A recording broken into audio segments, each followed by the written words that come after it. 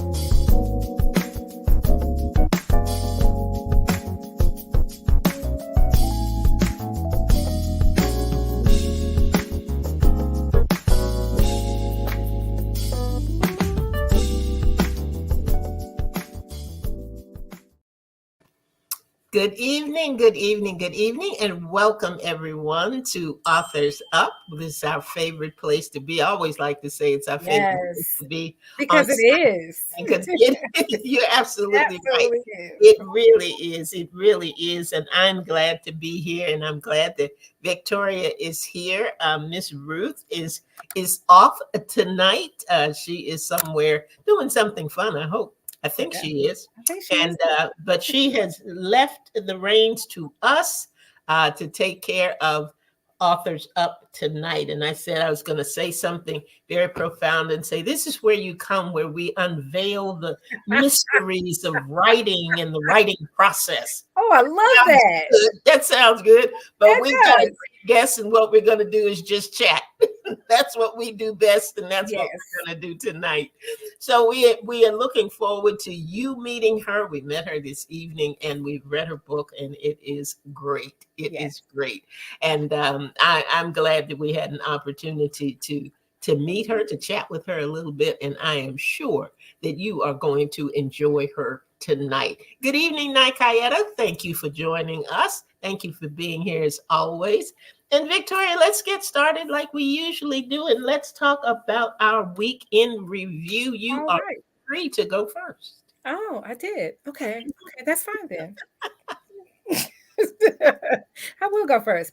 Let me tell you, I didn't have much excitement. It's nothing major happened, but I did something for myself this week, and you're Yay! going to laugh. So already get yourself together.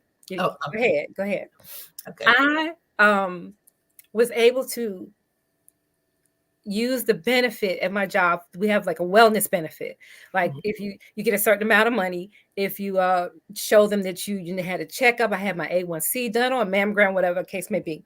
Well, this is our open season for our benefits for the next year. And I was able to find out that I had two wellness benefits that I didn't realize I had. So I was able to put the claim in and I got the money this week. Well, I took the money and purchased me an adult tricycle. What? What in the name? And I forgot about it tonight. I was gonna bring the helmet and just put it on and have you laughing to show you my helmet. Because I bought a helmet, a bike lock, a cover for it, and my tricycle. Because I can't ride a bike. And I'll be honest with you, I'm very afraid of falling. So I figured the only way to get about that is to get a bike with the three wheels. So my bike came yesterday. It wasn't supposed to come until the 15th to the 17th, but I have a purple tricycle. I don't want to know that you have it. I want a video of you writing it. That's Well, what I want. one of my friends has to put it together. But I said, I don't walk very well at this point in my life, and I am not able to go to the pool like I would like. I need some kind of form of exercise, and I really think I could ride the bike, so I could ride it around my cul-de-sac. And I got a helmet and everything. I'm ready, and it's purple. It matches the bike. I cannot wait. When I I'm tell so you, I excited. cannot wait. I You see, cannot see my thick self on the tricycle, right? But I said, since it was a wellness, I got the I wellness think money, that's I great. would do something wellness. And I wanted this bike for a while. So I got my tricycle. I shouldn't say it like that, right? I have a bike. I have a bike with three wheels. And it got a basket in the back. I didn't know they had such an animal. I got it on Amazon. I did not know they. Where did you go on Amazon and It's find on, it? I got it from Amazon. Yeah. Somebody just has to put it together for me, and I'll be able to ride my bike. Okay, So, now what's you know how we are with saying we're going to do things, and time just gets away from us. So no, my not with question this. is, Not what's with your this. target date to have your bike put together and take your first ride? Well, I got to first find somebody and I'm leaving Tuesday for Tennessee, and I'll be gone for 10 days. So hopefully I can find somebody who can put it together when I come back. And I have a friend who may come to town. He said he could put it together. And if he does, he just come over the girls or let him come and do it. So if that's the case, I just don't know when it's going to be done, but I got my bike and I'm so excited. I really am excited. Well, the next week in review, we're going to ask for progress On my bike. on, on your bike journey. Yes. So I'm really excited about that. So that was my week, just trying to put some things in place that I could do some more things to take care of me. And it's right along the lines with our book tonight. And Yes, yeah, that was my week. So what was your week like? it wasn't nearly as exciting. I didn't buy any toys. I Well, maybe you I should. didn't do it. I didn't do anything for health and wellness. Nah, I didn't do any of that.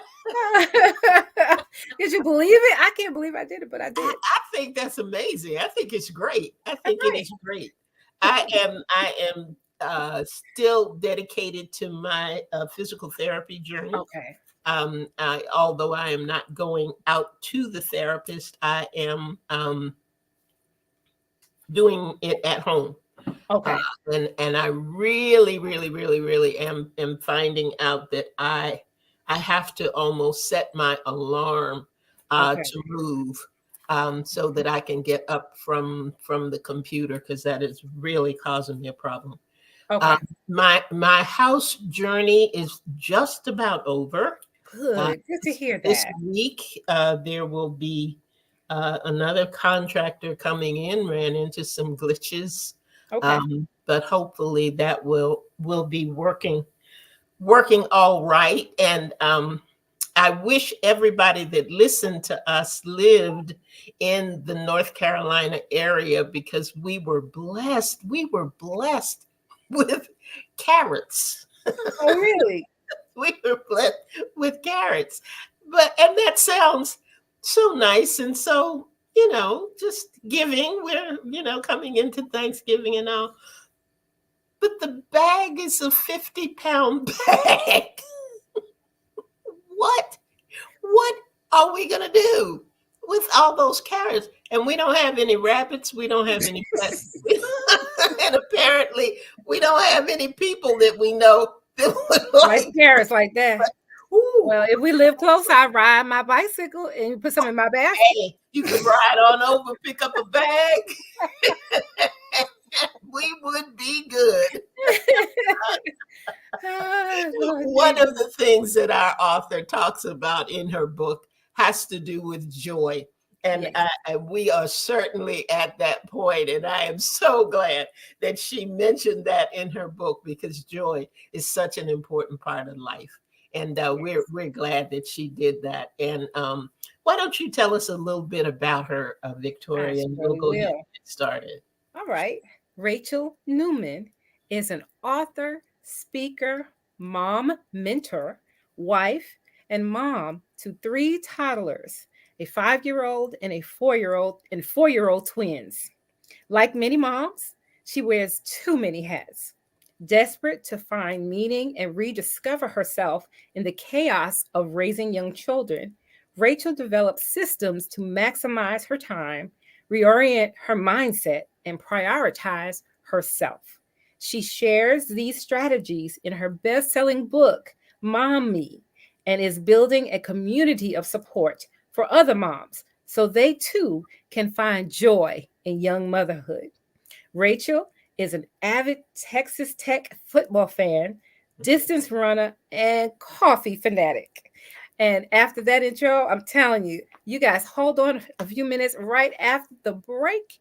We'll be right back so you can meet Rachel yourself and we can talk about her book, Mom Me.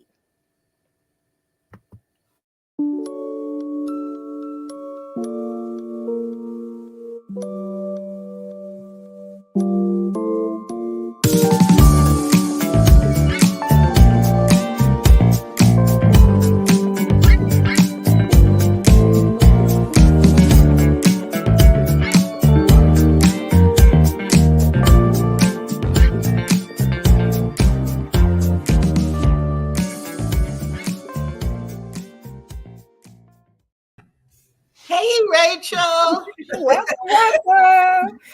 Hi there.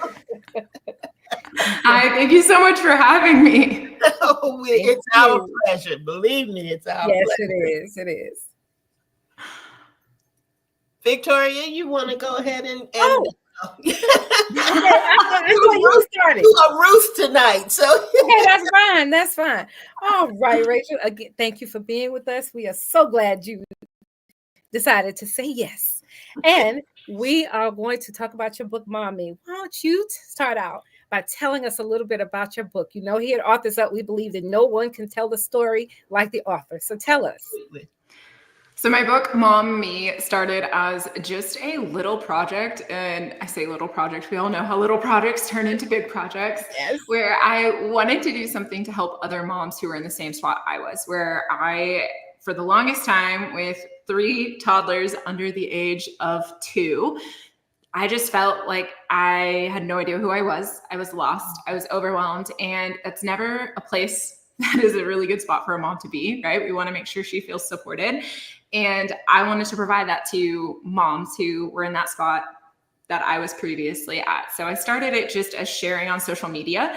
And a friend approached me and said, "Hey, Rachel, you should actually probably really write this into a book." And I was like, all right, cool. I don't know anything about that. Let me explore that a little bit. So I ended up getting in touch with a book coach and talked about it and decided that, hey, this is a good idea. And, you know, of course, we have so many ideas. So we narrowed it down to this is what I want to be talking about and ensuring that moms feel well and whole and we're avoiding that overwhelm. Mm-hmm. And that's what it turned into. It turned into a book to really help moms figure out how to take care of themselves so they can go forward and help their families, serve their families. Wow. Well, what was your writing journey like? And did you think it was what did you think it was going to be? I think like most people, I thought it was going to be an easy breeze, and Right. it's not. It is a very emotional roller coaster type of journey. So I started writing in April of 2023. And Okay. for a while, I just fumbled around. I was like, oh, I'm just going to type some stuff up, figure it out. And I realized quickly that that was not a solid strategy for me. I thrive off of routine and organization. And that's when I actually was starting to look and see like, well, what kind of support is there? And I ended up finding my coach. His name is Jake Kelfer, and he actually read his book first. And it's called Big Idea to Bestseller. And it lined out exactly how to write a book like this, where you're looking at, of course, nonfiction here, sharing your story. Right. And so anyway, I got with him. It is a very, very good, but it's also a quick read, which I think is important. Okay. And he lines out the process. I started working with him, and so I started writing pretty much end of April, and my first rough draft was finished by June 20th. Oh, wow. So a very short 6-week process. And that was the easy part. I say that. That was the easy part. From there, editing was a little bit of a challenge, because I think for all of us, we have this idea of what we want it to look like. And then when we get into it, we're like, oh, that might not need to be in here. Or like this wording is interesting. And other people come and look at your ideas and you're like, okay, is it good? Do they like this? Is this something that's going to resonate with other people? So that process was nerve-wracking for somebody who likes to be in control, but again, very, very quick and smooth. And then we came to cover design, and let me tell you. So this is the cover for those who have not seen the cover. This photo was taken by one of my very best friends who we had this idea, and I wanted something where a mom was here in the center, looking like she has it under control with the chaos going on around her. And these are children. So we started with a cartoonish style version of that, which is not originally what I wanted. We worked through probably about 10 different variations of that before I was like, no, we got to go somewhere else. So that took the longest part of my process, was really trying to figure out the cover and the subtitle rather. Okay. And start to finish, we started pretty much end of April, and it launched on November 11th of last year. So we're almost at 1 year of it being out. Wow. How has it been received? And because I said in the bio, best-selling. Talk about that. So it was a bestseller within hours, which shocked me, especially. Congratulations. Thank you. And especially in the motherhood space, you're like, it is a very competitive space to be in. And it was out that we were very strategic with my launch. And I had no idea that going into it, that a few weeks later, a few other authors in the space were also launching. So it was just a really good time window. It also coincided with my oldest daughter's birthday. So we wanted to line up some launch parties and things like that coincided with our trip to Houston for her birthday. So it was a lot of fun. It was well received in the first couple of weeks. And then I think, as every author knows, you have seasons where it does really well and a little stagnant, and we're back to a really well season. So it's just kind of that ebb and flow of how it goes for us. All right, well, I'm going to say this early on. I usually say this later on in the show, but I'm going to go ahead and tell everybody, get the book. And we were, that's my tagline, get the book. We were talking. Go ahead. There's something right here while we're talking about the book and the design of it and everything. I love the play on words for mommy.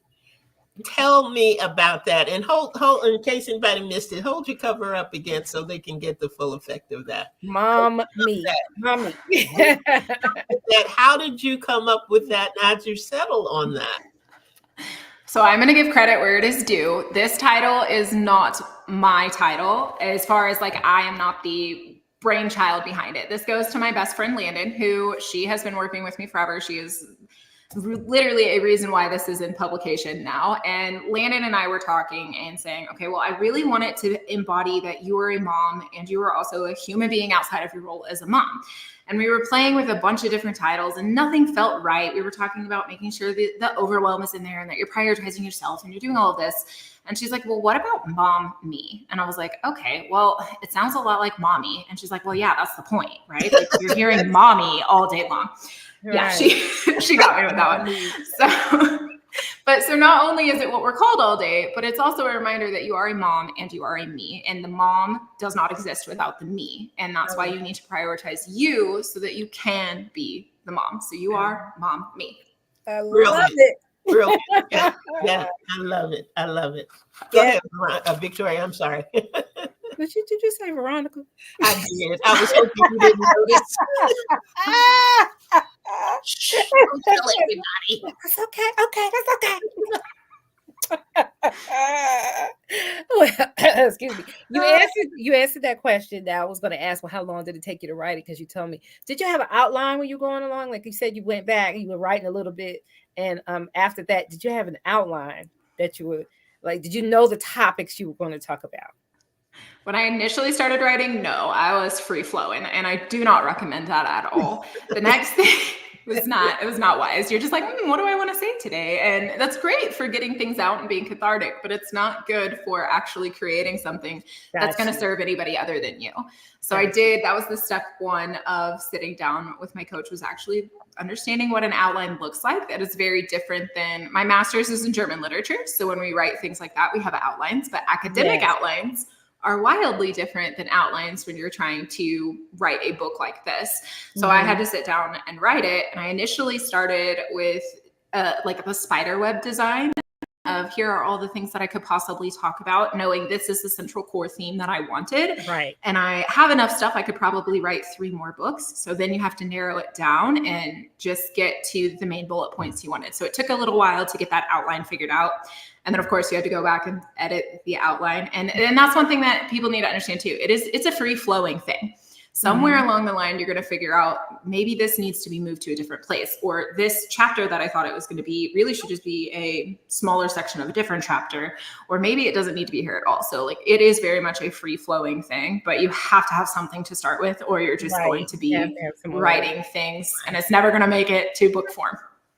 Well, of all the things that you discarded, do you see another book? Is there another book in the wings? Maybe there might be more than one. There are. I do think a couple of the chapters I discarded were ones that, just since you ladies have read my story, you know that there are some things in here that are maybe go a little bit deeper than somebody other than me needs to know regarding, just my personal experiences with family situations, some 2020 experiences that I don't think will ever see the light of day outside of my computer. And I think that is good, because sometimes you need to write something for you and no one else really is going to benefit from that. Right. So I tried to always stay focused on this of, okay, is this for me or is this going to help somebody else who is going to be receiving this message? And I think keeping that focus on the impact that you're trying to have reins in some of those wild hairs you get about what you want to write. But yes, there are definitely some things down the line of maybe some twin moms or moms of multiples need some specific things. There is another fun play on words, or a play on a popular TV show, Bluey, that I may be working on as well come 2025. All right. Did you do any writing before this? And then tell us your background. And, they'll find out in the book, but what is your background, and did you write before this book?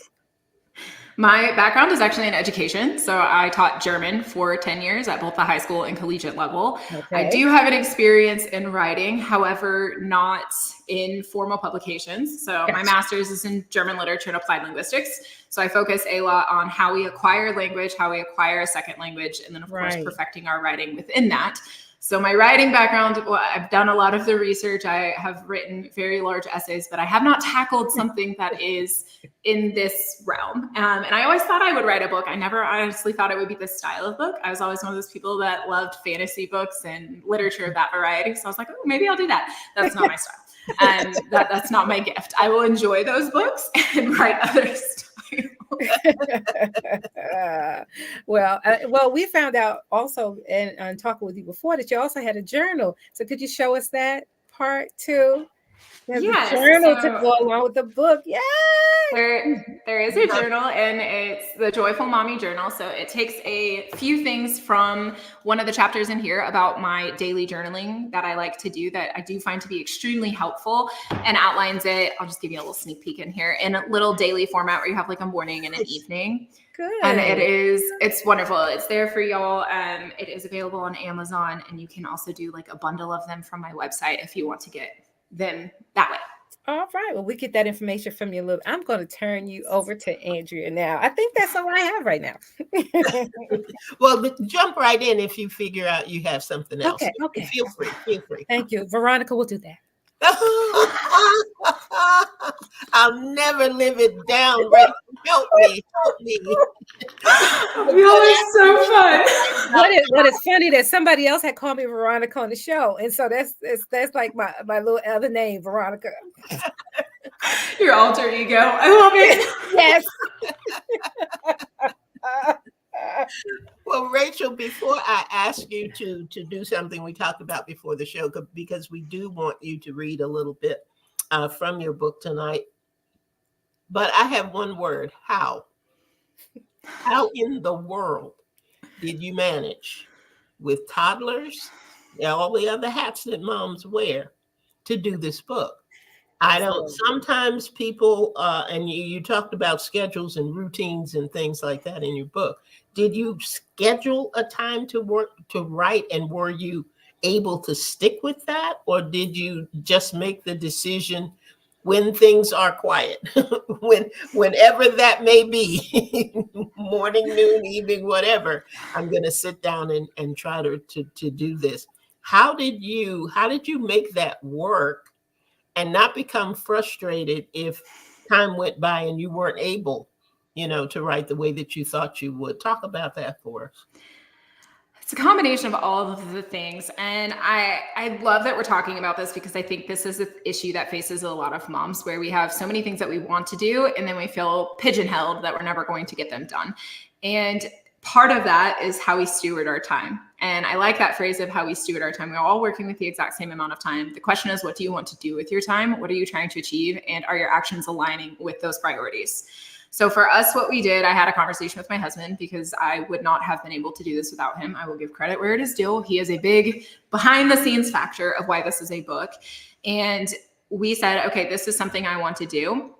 We set a realistic time frame of, this is how much time you're going to be able to do this. At the time, I was working a full-time job. Our kids were in preschool. So my time frame is before my kids get up and after they go to bed, because I am working during the rest of that time frame. And for me, my brain works best in the morning. So I had to shuffle around my morning schedule and do all of my writing in the morning. So I just knew I was going to get up and I was going to write.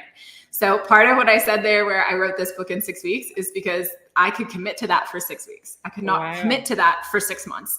And once that initial rough draft is done, you do have a little bit more flexibility in the time, but you really need to set at least I found, I do better if I know I'm going to be writing in this time block, and just start writing. If something doesn't really flow, just start writing words and say, nothing is flowing today. And eventually it will come out, and just continue in that flow until the timer goes off. And I love the Pomodoro method for writing, where you set a specific amount of time, give yourself a break, come back. And I think that has been really, it's one of the things that I use as moms in general, is just set a timer, do what you can in that time frame, and come back to it. I like that. And then it's very helpful, and it helps keep you focused, especially if you're an ADHD person. We have quite a few of those in our house, where we're learning to manage that. And then when it came to the editing process, I tried to do the same thing, but the kids were a little bit older. We were in summer, so I had to kind of shift it. And I did a little bit more of that during quiet time. So I always try to pick a time where the kids are relatively well wrangled, I would say, where I have just a little bit of time, or I would have to communicate with my husband to be like, hey, I need an hour block here. I'd go right at the coffee shop, and he would wrangle the children. And then we would just kind of make it work like that. That's good. Awesome. Awesome. So what are you going to read to us tonight? So I decided to pick an excerpt out of chapter 1, which we're going to modify some language here to be a little bit cleaner. Can I show the page if I'm not saying the words? Is that acceptable? Chapter 1 is one that I think every parent needs to know, that this S word is hard and you are not alone. And I do honestly think, like we were talking about before, this is true for everyone. For everyone in any situation, that life is hard sometimes and you're not alone. So I'm just going to read the first little bit of that, and then you guys kind of have a little teaser of what to expect here. And to start, I do have these beautiful Newmanisms at the front. So Newmanisms are phrases that we use in our house that I'm sure many people can relate to. And this very first one is shouted very loud, but I won't do that to you. It's butt wipe. I need a butt wipe. And every family has a loud and proud call for mom and dad to come help in the bathroom. This is ours. We literally used it about an hour ago. Just so you're up to speed here. It doesn't stop. But there are 3 things every mom needs to hear regularly. This shenanigans is hard. You are not alone, and you are doing a good job. Internalize and believe those 3 things. Once you do, your life as a parent will improve. In American society, we focus so much on being positive that at times this positivity is downright toxic. This certainly extends to how we discuss pregnancy, postpartum, and parenting. The focus of this optimism is entirely on the positive changes that occur when you have children. And like anything else that makes people uncomfortable, we shove the challenging elements down. Mm-hmm. I remember when I was pregnant with my first child, I was given the sunshine and rainbows speech about how wonderful being a parent is and how it's the best thing I'll ever do. While that's definitely true, it's also not the whole picture. You know those magic painting activities for children, the ones where you just add water and the color appears on the page. The painting is initially just black and white, and once you start painting, you begin to see the real colors of the picture. I think it's fair to say parenting is very similar. You have this expectation of what it will be like, and then once you're in it, you begin to see the real picture. When we see parenting from just the black and white pre-paint perspective, we miss the beauty of the color perspective. We miss the funny moments, the pull your hair out crazy moments, the moments that make you question your life choices. You know, the moments that make up the vast majority of the daily parenting experience. Ignoring the difficulties surrounding child rearing is a disservice to women and to those newborn children and to marriages, to the whole darn family unit. It's the 21st century. Let's leave all the 1950s ways of thinking where it belongs and bring light to what parenting actually looks like. And then I'm going to skip and give just a little last bit here. So I share a big part of what it looks like when you don't get some positive encouragement. So I'm going to share a part here that I believe we should be throwing, you're doing a good job around like confetti. Whenever I see another mom with her kids losing it, I always make a point to tell her that she's doing a great job because she absolutely is, and she should be reminded of that. These 3 truths, that this is hard, you are not alone, and you're doing a great job, are the foundational components of finding joy in raising young children. Write them down, put them next to your mirror, read them daily. And don't believe me yet, that's okay. Keep going, and we'll see why these are true. That's it. Love it. Absolutely love it. Absolutely love it. And there is a powerful statement that you make in there. And when I read it the first time, I thought, whoa, I never really looked at it that way. And that is the fact that positivity can be toxic. Wow. And because we are always, focus on the positive, focus on the positive, focus on the positive, but sometimes it does put us at that place that if we're not reaching that goal or reaching that mark or hitting that meter, then we're beating ourselves up and we're just at a place where we are not feeling that simple affirmation that says you're doing a good job. Wherever you are in the process, you're doing a good job. You're doing a good job. And I love that. I love that. Talk a little bit about this circle. You talked about how important it is to have a support system and have a circle and have the right circle. Right. But you also have some clues in there about what to look for in order to know that you've got the right circle. Right. You kick somebody out or let somebody in, whichever way it goes. But talk a little bit about the things that you need to look for and be mindful of when you're establishing that circle. Definitely. And I want to preface this with, this is an example. This is not something I would go publishing and announcing out loud to the people that are or are not in your circles. I did get a little bit of pushback on that one. And again, I tried to be respectful when I was writing it. So just kind of bear that in mind. This is an internal process. But your circles of support, I believe that everybody has 4 layers of your circles. You have your core people. These are your ride or die people who are always going to be here. This is usually the smallest group of people that you would trust with anything. Like for me, this is the people that I trust unquestionably with my children. I can leave them with you 100%. I know that you will follow any instructions that I give you. I have a child who's asthmatic. He needs to have his things specifically for that. I trust that I have given you the instructions and you can do that. There are 5 people in that circle. My husband is part of that. Right. The Next circle is kind of like our inner circle. And this is going to be more of our close-knit people. Maybe if they are not in the immediate circle for whatever reason, maybe they don't live super close, or just by circumstance, we don't see them as often, but there's still people that we know we can trust and we are very much around them, right? Usually our family and close friends are going to be in this circle. Moms groups can kind of fall sort of here. Sometimes they're also in that like middle outer ring, since there are 4 rings. That's usually where I would put our core groups of people that we associate with, like our social circles, moms groups, kids activity groups, other people support things that you have for yourself, like my running club and different things that support me and our family, but not necessarily like day to day with my kids. Sometimes I would put like childcare providers here if you're at like a bigger preschool. Some people, again, you can kind of just put them wherever you have that relationship with them. For a while, we did have a close relationship with our speech therapist who was working with both of my twins for a while. So for a while, she was in that because we see her often, we trust her, you know, that kind of relationship. And then the furthest out is going to be kind of everybody else, right? The people that are there, but not really overly involved. And that's where, again, I say like, it varies widely based on what your experiences are and how comfortable you are with your people.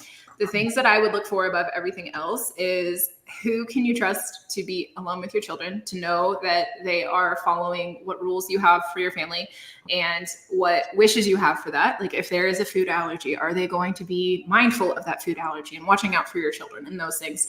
And knowing that quantity is not the same thing as quality. You want the quality people in your circle. Again, my close circle is 5 people and the kids of those people. And that's it. That's primarily who I rely on to support us here in our family. And that means oftentimes my husband and I are doing it alone. And that is okay because every support circle is going to look different. The fact that you have quality support, even if it is not numerous, outweighs the numerous support that is not quality. Right. Awesome. Victoria, did you have something? If not, I have another thing. Go ahead. Rachel, about before we go. I tell you what, the time goes by so fast. It does. Time flies when you're having fun. Exactly. It is true. But I want to talk to you a little bit about your chapter 11 about find your thing. And the thing that you found is joy. And that stood out for Victoria and myself because we participated in a writing project this year, Joy 365. Yes. It was a devotional that talked about just that, joy. Tell us about joy and why joy is so important, why finding your thing can keep you from being overwhelmed. Have at it. I love it. And I was listening to you guys behind the scenes as well, talking about your new joy. And I am very excited for your new joy. And I love that because it's something different. And sometimes we need to step back from what brought us joy before being a parent and thinking, okay, that everything has to remain the same. I have to love the same things I loved when, I was pre-children or in my 30s and now I'm in my 40s or whatever it is, that everything has to stay the same. I don't think our joy is supposed to stay the same. There's going to be, for example, before I had children, I very much enjoyed crime shows. And if you know anything about crime shows, there are a lot of those that involve terrible things happening to children. And that is a hard pass for me now. I cannot do those anymore. So watching that would give me anxiety, not bring me joy. Right. But yeah, I don't recommend it. But if that's your thing, you do your thing. I love Criminal Minds. I do too. Yes. One of my favorites. It is great, but I have to be careful which episodes I watch. But having something that is entirely for you that just brings you joy. And I'm not talking about something that you do with your spouse or something that you do with your friends or something that you do with your children that brings you joy. I'm talking about something that is entirely for you. That you just do for you because it fills your cup and it gives you just that sense of, wow, I'm happy today. And whatever it is, and it can be many different things, and you just explore those. And I do, I used to love sewing and would do a lot of sewing. And for a while, it started becoming a chore, and then it wasn't joyous anymore. So I put it aside and picked up something else. And I'm going to go back to sewing at some point when I feel like it's going to bring me joy again. And just knowing that you have like the world is your oyster of activities. You can pick something that brings you joy, and just know pouring into yourself is the best thing that you can do for your family, because a happy and healthy mom is going to create a happy and healthy family. I like that. Very true. Very true. And I think I was going to say just quickly that I No. think your book even transcends parenting. I think your book gets the core of us as humans. And I think anybody can find something in your book that would apply to them about how you should take care of yourself and prioritize yourself. Find things that give you joy. You know, I'm not the hands-on mom that I used to be, you know, because my eyes are teenagers and young adults now, but I still could identify with your book, still about taking care of self. And I just loved it. I loved your book. Get the book, everybody, get the book. So that's all I wanted to say. And you have a question to ask, Rachel, don't you? How can we get in touch with you if if anyone out there would like to get in touch with you, and where could they get the book? Very easy to find. I'm everywhere at the Rachel Newman. So my website is therachelnewman.com. I'm on Instagram. That's my favorite place to hang out. Come hang out with me over there. It's at the Rachel Newman on Facebook as well. And the book and journal are both available on Amazon as well as through my website, rachelnewman.com. Oh, and tell the audience a little bit about your freebies on your website. Oh, there are tons of freebies over there. So that was the other thing, is I didn't want to leave you with all of this wonderful ideas and give you nothing. You need to have the supports there, because we believe in supporting parents. So there is on the website, if you have the ebook and everything, there is an entire bank of resources there for you, completely free. So you can use all of these different strategies in there. And then of course, on the website, you can also see a bunch of other freebies that I have that are unrelated to this, that I have created since then, that will also support you as a parent or a not parent. Right. That's wonderful. Very good. Very good. Rachel, I have had a lot of joy tonight. Yes. Yes. My cheeks hurt. I've enjoyed myself immensely talking to you and talking about this wonderful book. And like Victoria was saying, because you've got toddlers, Victoria talks about her adult children. My children are just old. They're just old. I look around and think, but the things that you talk about in terms of the importance of taking care of you, taking care of yourself, not beating yourself up, not trying to be perfect, and all of those things are just essential to our growth, to our health, to our well-being. And even though it may be framed this way for mommy, that me part is just what we all need. And those affirmations are things that we need to tell ourselves. We need to see the value in who we are and not just concentrate on what we have to do. And understand that, you know what, if I don't get it right now, it's really okay. And I'm still a great person and a great mom. What would you leave with our listeners tonight? Oh, thank you. Summed it up very well there, is that truthfully, who you are is not attached to the hats that you wear. So take off every single one of those hats that you have, whether that's parent, it is employee, wife, whatever it is, and just know that you're valuable as the person that you are. You are doing a good job in all of those different areas. And like you said, pour into yourself. You being joyous and happy is going to pour out into the world, and your impact can really happen when you are whole and well. And that, again, it feeds into the impact that you have around with everyone else around you. Awesome. Love it. I tell you what, you're doing a great job, Rachel. Thank you. Yes. Thank you. You ladies are as well. Victoria.